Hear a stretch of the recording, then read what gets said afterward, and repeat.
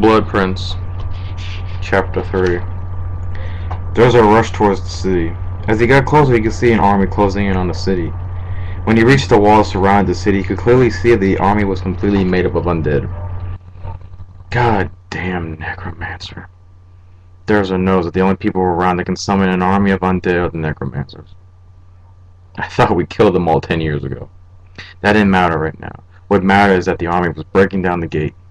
Durzo stood in front of the gate. The city guards stand behind him with their swords ready.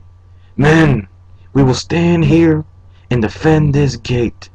No one will leave unless I say to fall back. The guards are ready to die for the city. As the gate is about to break, Durzo takes one last look at the men. He knows that the citizens have also joined. Some have swords or bows. Others were using knives and forks. Strength and honor, guys! The gate breaks and the undead swarm the city. They just throw themselves at Durzo and his men. Standing strong, Durzo swings his katana and destroys the undead in one blow. They're just a bunch of bones. One smack will kill them. A loud roar is heard from behind the men. They begin to push the undead back. Soon they are joined by the royal guards. Push, damn you, push!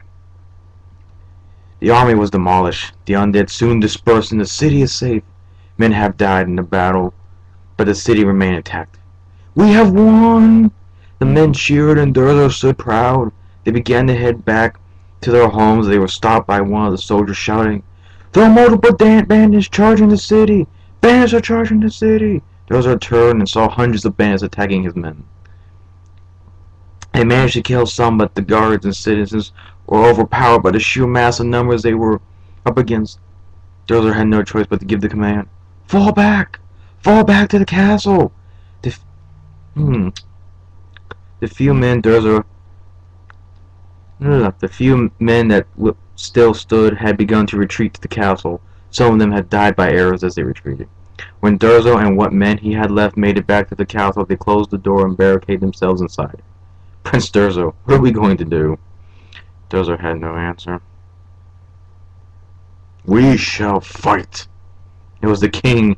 He was accompanied by 20 royal guards and Suka. We shall ready our bows and fire once they break through. After that we will fight with our swords, and if we must, we shall retreat further into the castle. The king sounded confident even when it looked hopeless. The men armed themselves with bows and stepped back from the door. Now they wait for the bandits to break through.